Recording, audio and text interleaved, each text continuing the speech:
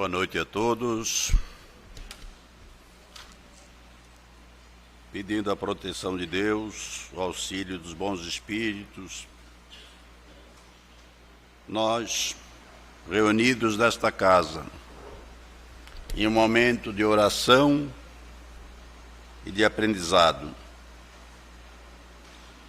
vamos, com muito respeito e com muita gratidão, com muita humildade, passarmos aqui esse período curto, é verdade, mas que pode nos dar alento, conhecimento, paz, um pouco de alegria.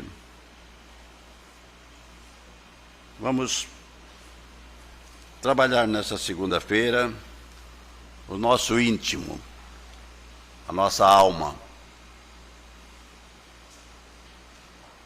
Nós quase sempre cuidamos da parte externa, mas da parte interna nós temos muito pouco tempo, quase nenhum.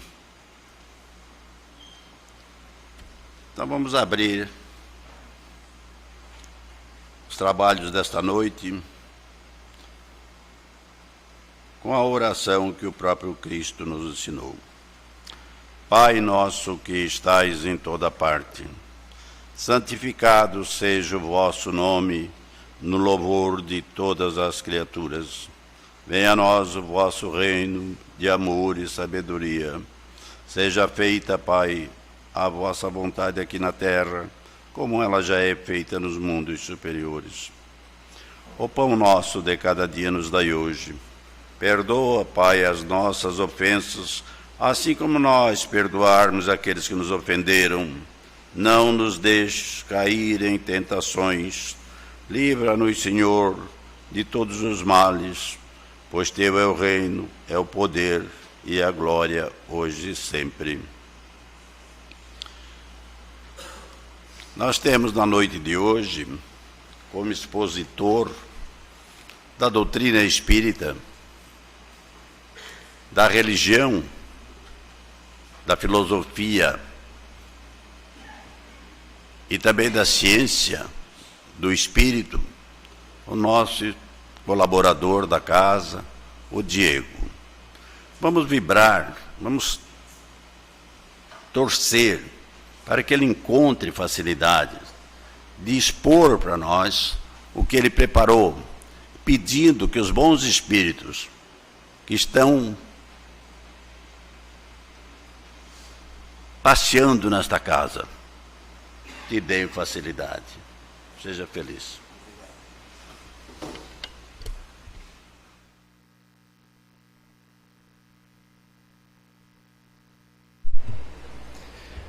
Boa noite, meus irmãos e irmãs. Que a paz do Mestre Jesus esteja conosco hoje e sempre. O tema que nós escolhemos para a noite de hoje está no capítulo 7 do Evangelho. Bem-aventurados os pobres de espírito.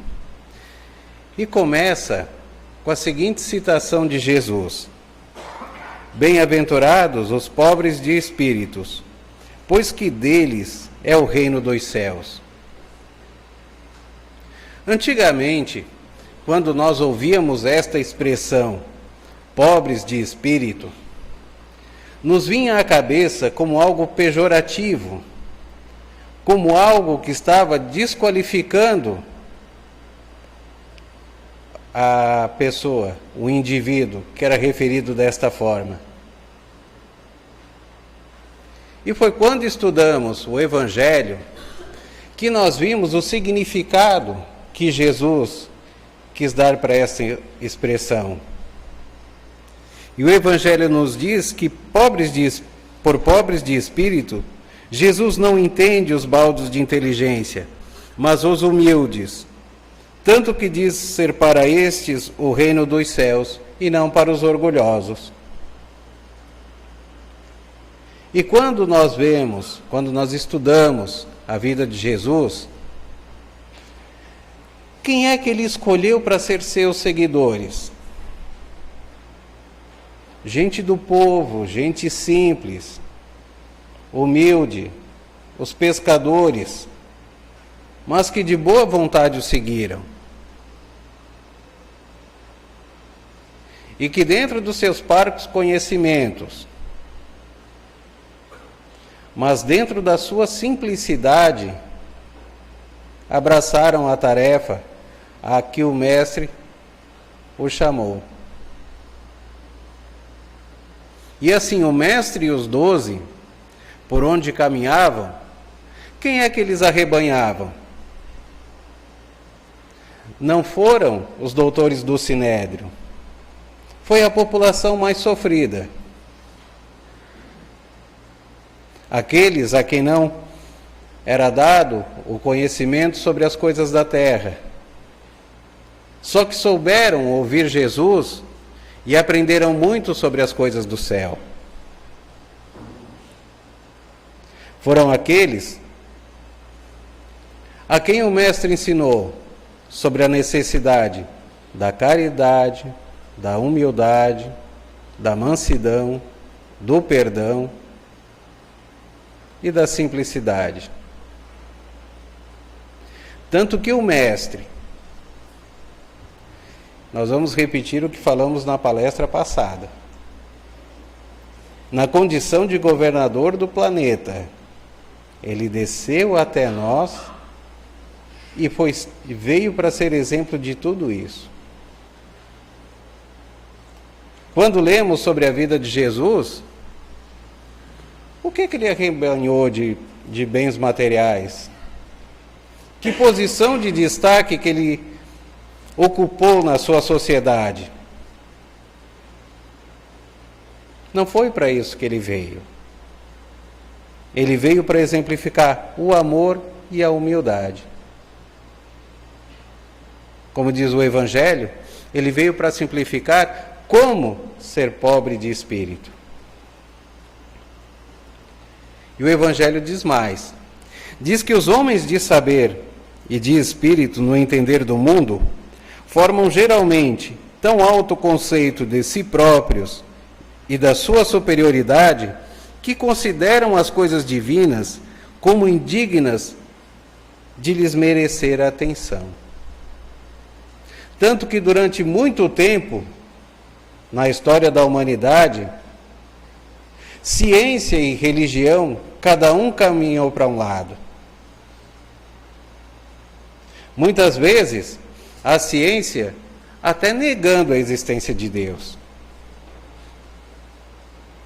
Ou se não negava, não dava a importância divina, a importância que devia ser dada para as coisas divinas, para as coisas do Espírito.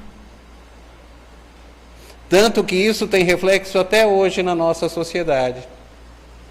Tanto que vemos muitos irmãos nossos sofrendo um vazio interior tão grande,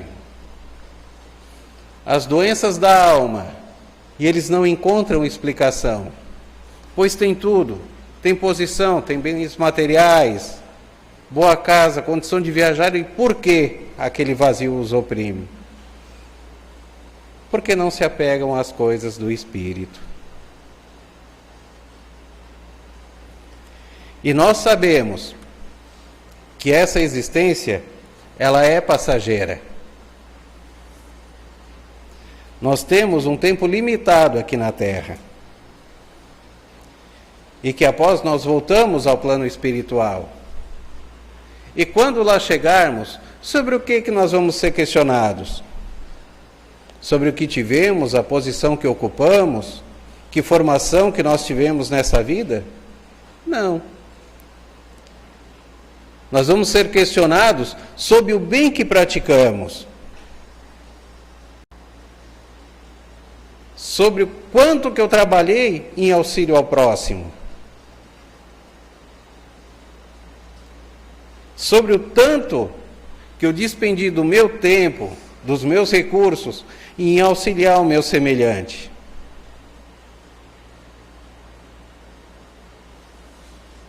E é por isso que nós vamos ser avaliados. E quando nós líamos sobre esse capítulo, nos veio a lembrança de dois personagens que fizeram parte da história da doutrina espírita. O primeiro deles, Chico Xavier. Para que criatura mais simples do que Chico Xavier? Algumas pessoas puderam estar com ele, conversar com ele, e elas nos contam que ele se colocava sempre em último lugar, que ele não se achava digno das referências que recebia. Ele dizia: eu sou só um instrumento na mão do Senhor. Eu só procuro fazer a sua vontade. E mesmo de forma imperfeita, segundo ele, eu me coloco à sua disposição sempre. E olha que foi tentado, olha que foi feito coisa para ver se Chico Xavier era desmascarado. E ninguém nunca conseguiu provar nada contra aquele homem. Pelo contrário, ele só arrebanhou uma multidão de adeptos. Quanto consolo que ele levou! Quantas aflições que ele curou! E para isso Chico despendia tempo. Tempo que ele podia utilizar para o seu repouso, para o seu lazer. Mas não. Até enquanto pôde, até enquanto a saúde do corpo físico permitiu, ele vivia para o seu trabalho e atendimento aos necessitados. Outra figura que viveu desta forma foi Bezerra de Menezes. Bezerra de Menezes, para quem não sabe, foi médico. Ele podia usufruir do status da profissão, ele podia ter tido uma vida material confortável, mas ele abdicou de tudo isso para poder auxiliar aos necessitados. Aqueles que batiam à sua porta sem recursos, a qualquer hora, e ele nunca se negava a atender. Ele só pedia ao Pai para que ele pudesse sempre ter o que oferecer àqueles a quem batesse a sua porta. E conta-nos a literatura espírita que quando Bezerra de Menezes desencarna, ele foi recebido com muita festa na espiritualidade, por ter cumprido o seu papel de forma tão digna, tão brilhante. E que depois de desencarnado, tendo sido convidado a ir para mundos mais elevados, ele humildemente pediu: deixa aqui na terra mais um pouco, auxiliando aos meus irmãos de caminhada, para que possa auxiliá-los a superar esse período em que o mundo se encontra, de transformação, de provas e expiações para um mundo de regeneração.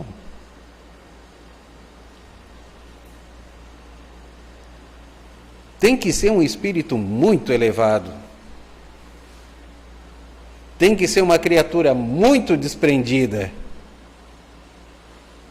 para abrir mão de ir para uma situação melhor e ficar num planeta onde as energias são mais densas, mais pesadas, para poder auxiliar aqueles que estão em caminhada.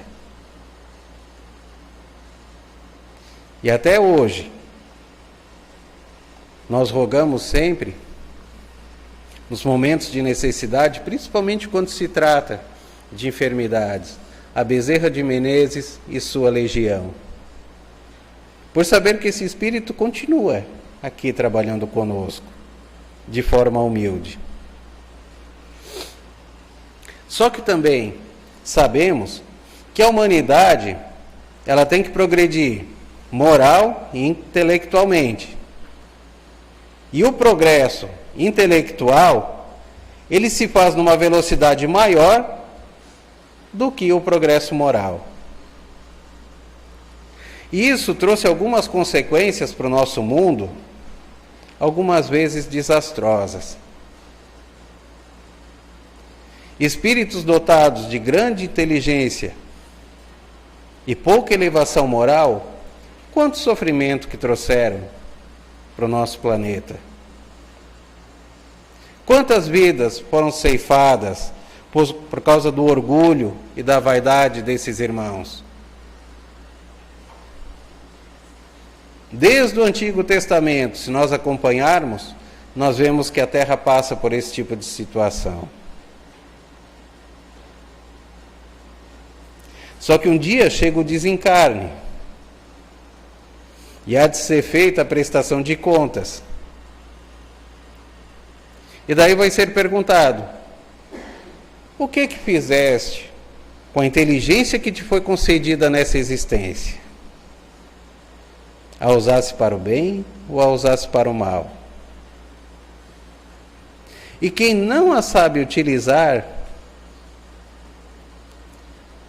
não é castigo de Deus não, gente. Mas é o espírito que é tomado de culpa e pede para vir numa situação onde ele possa resgatar aquilo de mal que ele fez ou o bem que ele deixou de fazer. Ainda nesse mesmo capítulo, nos fala sobre a parábola do mal rico, que todos devem conhecer, e que diz que vivia um rico, desfrutando de todos os prazeres, e junto dele vivia Lázaro.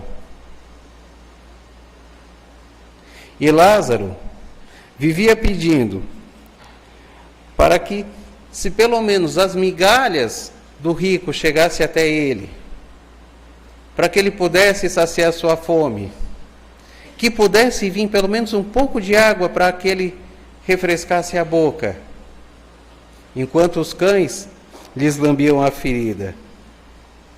Até que acontece o desencarne dos dois. E no desencarne, quando o rico vê Lázaro junto de Abraão, ele pede: Pai Abraão, tende piedade de mim e manda-me Lázaro, a fim de que molhe a ponta do dedo na água para me refrescar a língua, pois sofro horrível tormento nessas chamas. E Abraão lhe responde: Meu filho, lembra-te de que recebeste em vida teus bens, e que Lázaro só teve males. Por isso ele agora está na consolação, e tu nos tormentos.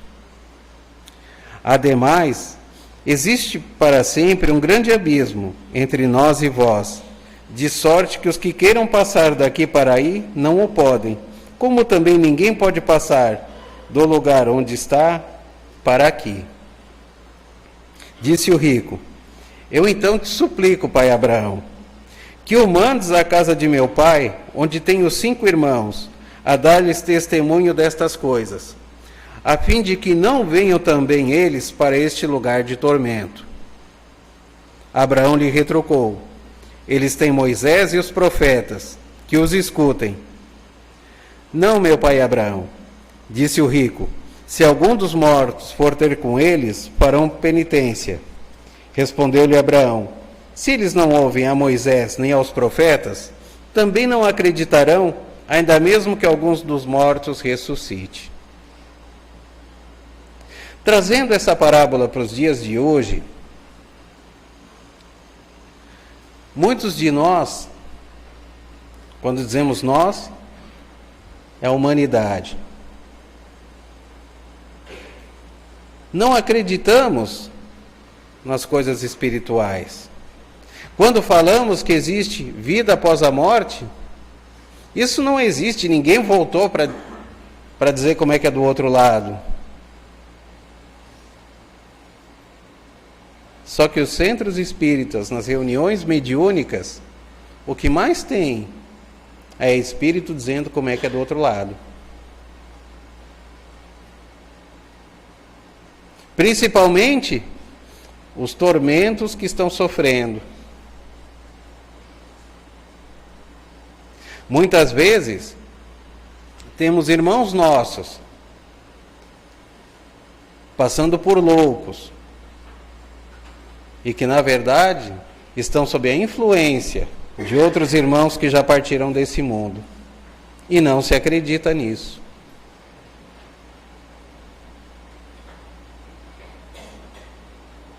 Então nós continuamos que nem o rico, que precisa de uma prova para a existência de Deus, a existência da vida após a morte.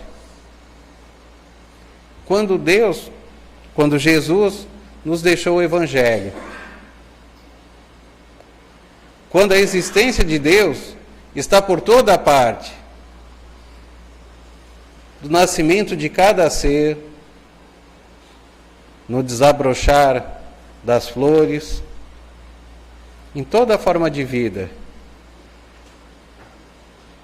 Por mais que a ciência tentou, ainda não conseguiu reproduzir a vida de forma tão perfeita como Deus fez.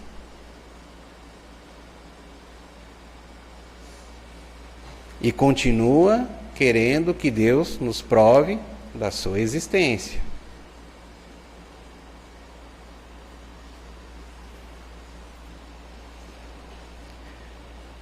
Há um pouco mais de 100 anos atrás, foi construído um grande navio, que era para ser um marco da navegação na época, o RMS Titanic. E seu engenheiro, quando viu aquela construção grandiosa, que estava prestes a ir para o mar, ele disse: Titanic, nem Deus pode contigo. E como a história nos conta, Titanic não completou nem a primeira viagem. Castigo divino pelo engenheiro ter dito aquilo? Não. Porque Deus tem amor demais por nós para tratar uma ignorância dessa como um motivo de vingança e ceifar centenas de vidas. O Titanic afundou pela soberba humana, por andar numa velocidade além do limite de segurança, numa região com grande formação de gelo e que se sabia que a navegação era perigosa.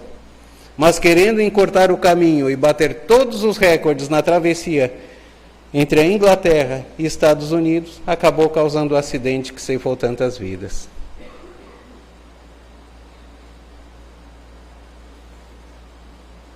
Então, meus irmãos, é para isso que Deus chama a nossa atenção quando Ele diz: bem-aventurados os pobres de espírito. Ele só pede para que nós lembremos sempre que existe um ser superior a nós. E que o homem progride. E que bom que progride. Mas ele vai estar sempre abaixo de Deus. Nunca acima.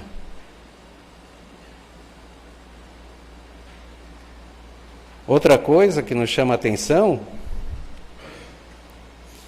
é quando os irmãos, quando nós dizemos que somos espíritas, né, e que aqui na doutrina espírita, nós acreditamos que todos os mundos são habitados. Mas como se nenhum ser de outro planeta veio ter contato conosco? Mas por que Deus criaria um universo tão grande só para ficarmos observando. E um planeta tão pequeno, tão minúsculo, no universo seria o único mundo habitado? Tanto que Jesus disse: há muitas moradas na casa de meu Pai. Nós temos que ter a consciência de que, apesar da evolução que fizemos, nós somos uma forma de vida ainda muito primitiva. Nós estamos caminhando para ser anjos, só que a caminhada ainda vai ser muito longa. Vai algumas tantas encarnações ainda.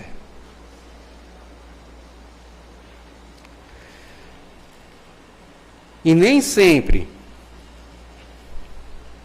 quando a espiritualidade bate à nossa porta, ou como aconteceu na passagem que vamos narrar agora, o próprio Jesus bate à nossa porta, é motivo para mudarmos de vida. No livro Há 2000 anos, narrado por Emmanuel e psicografado por Chico Xavier, Emmanuel nos conta como ele, na condição do senador Públio, se encontra com Jesus. A filha do senador estava com uma doença de pele. Naquele tempo, toda doença de pele era diagnosticada como lepra. E ele já havia procurado todos os recursos do império. E como ele estava morando na Palestina, vieram os melhores médicos de Roma, os melhores doutores, e nada resolvia. Até que a esposa de Públio, ela fala para ele: procura Jesus. Mas eu, um senador romano, vou procurar um curandeiro nazareno? O que o império vai falar disso? Públio é nossa filha. E conta-nos o livro que ele foi, como último recurso, no final da tarde, ao encontro de Jesus. E 1000 pensamentos passavam pela cabeça dele. Como é que eu vou falar com esse homem? Um homem do povo. Será que ele não vai ser truculento? Será que ele fala o grego, pelo menos para a gente poder se comunicar? Porque se ele falar só o aramaico, eu nem sei falar aramaico. Eram esses os pensamentos de Públio. E será que vai ter um lugar mais reservado para a gente conversar, para que a população não me veja conversando com este homem? E ele diz o seguinte,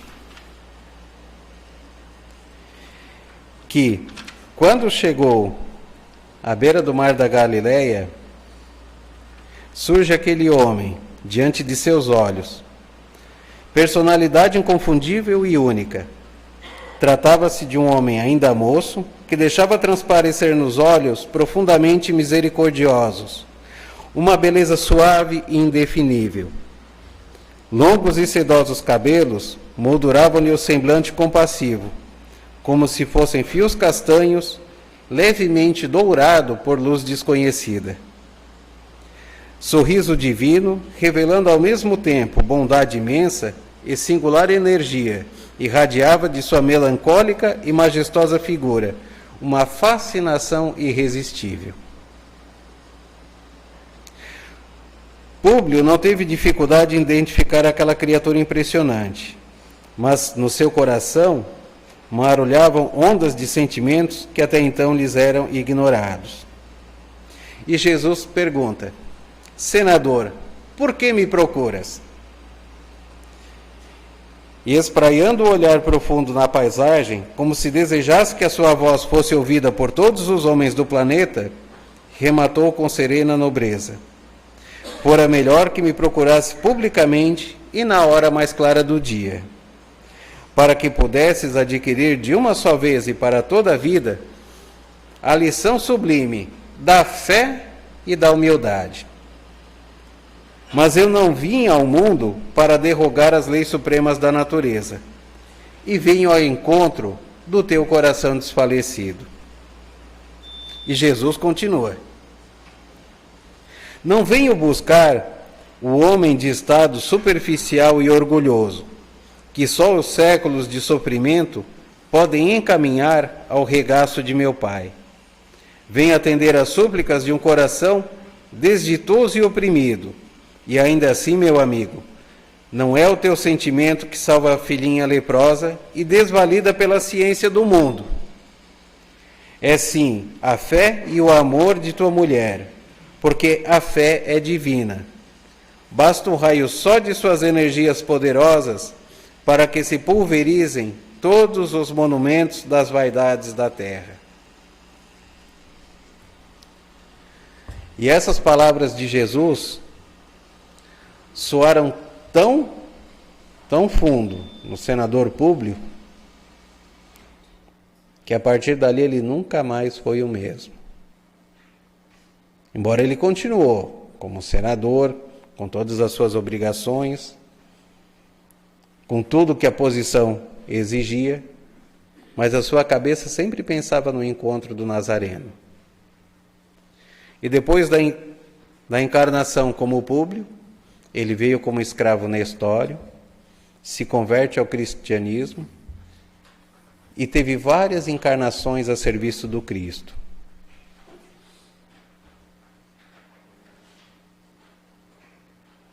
É um aprendizado que às vezes custa caro, aprender a andar com Cristo. Porque exige abrir mão de muitas coisas do mundo e adotar uma postura de simplicidade, de devoção ao próximo, mas que, segundo nos disse Jesus e vários espíritos, vale a pena, muitas vezes ainda nessa vida e principalmente quando passamos para a vida espiritual. E que a paz do Mestre Jesus possa envolver a todos nós, hoje e sempre. Obrigado.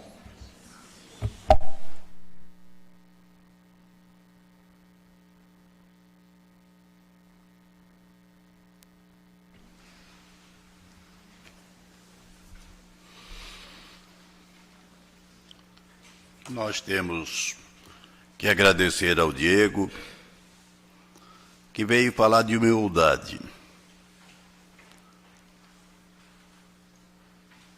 O alicerce da doutrina espírita se chama caridade. Mas também tem uma advertência. É melhor pouca caridade com humildade do que muita caridade sem humildade. Essa parte do Evangelho que o Diego tocou, lá no começo da minha vida eu também achava uma coisa estranha, porque quando a gente queria pejorar alguém, a gente dizia que ele lá é um pobre de espírito. Pobre de espírito era uma pessoa de menos valor, menos valia.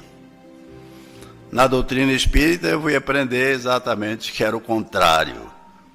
Que Jesus dizia que a humildade, esta é a segunda base do Espiritismo, caridade com humildade. Você tocou bem, Diego. Nós nos damos muita importância, como se nós tivéssemos muita importância. Quando eu vejo que eu sou melhor do que o outro, quando eu vejo que o outro é menor do que eu, quando eu critico, quando eu xingo, quando eu... O que é isso? Falta de humildade. Qual é o grande mal da humanidade? O orgulho, que é exatamente o contrário do que você falou. Então vamos aprender na noite de hoje que nós voltarmos para nossa casa, amanhã é outro dia. E nós vamos tratar as pessoas ao nosso... E humildade até com nós mesmos, porque nós não sabemos quase nada. Mas aí nós não vamos ficar nos cobrando. Erramos lá no passado. Não, tem humildade. Errei. O importante é o que nós vamos sair dessa noite mais humildes, mais sinceros, mais amáveis, mais prudentes. Por quê? A humildade e o respeito agrega, o orgulho afasta. Mesmo dentro das nossas famílias, dentro do nosso trabalho, dentro das casas espíritas. Obrigado pela advertência que o Diego nos trouxe na noite de hoje. Vamos passar agora à magnetização das águas. As águas que estão sobre as mesas receberão nesse momento os fluidos magnéticos salutares, e aqueles que delas precisarem, ao solverem essa água, com certeza terão o amparo da espiritualidade, tanto na parte física quanto na parte moral, ética e espiritual.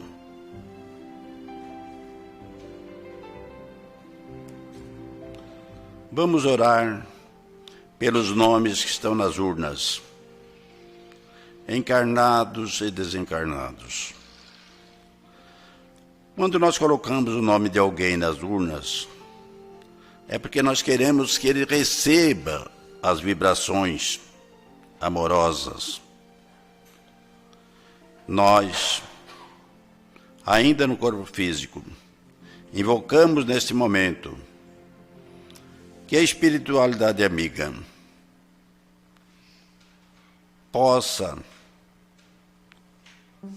derramar sobre aqueles nomes que estão lá, sobre aqueles seres, encarnados ou desencarnados, as vibrações de paz, de harmonia, de respeito, de humildade. Vamos orar pelo nosso país, vamos orar pelo nosso estado, vamos orar pela nossa cidade, pelas nossas famílias, por nós mesmos. Vamos orar por aqueles que estão nos asilos, às vezes abandonados pelos familiares. Vamos orar pelas crianças, órfãs, algumas vezes órfãs de pais vivos. Vamos orar pelos doentes que estão nos hospitais ou que estão nos seus lares, passando por dificuldades físicas, para que eles tenham a humildade, a aceitação, a resignação com seu sofrimento. Vamos orar por aqueles que estão nos vícios, os alcoólatras, os tabagistas, que muitas vezes querem se largar e não conseguem, não têm força. Vamos pedir que os espíritos bondosos coloquem sobre eles um pensamento, a energia necessária para abandonarem seus vícios. Vamos orar por nós mesmos, por esta casa, e vamos pensar que amanhã será um dia melhor para cada um de nós e para a humanidade. Vamos, neste momento, passar ao passe coletivo. O passe É um tratamento, é uma terapia muito usada na doutrina espírita, mas também usada em outras denominações. O Cristo já impunha as mãos. Nós, neste momento, pedimos que os bons espíritos imponham as mãos sobre nós e nos envolvam nas energias benéficas e nós saibamos bem aproveitá-las. Nós saibamos, com humildade, receber os benefícios dessa energia que os bons espíritos estão colocando sobre nós.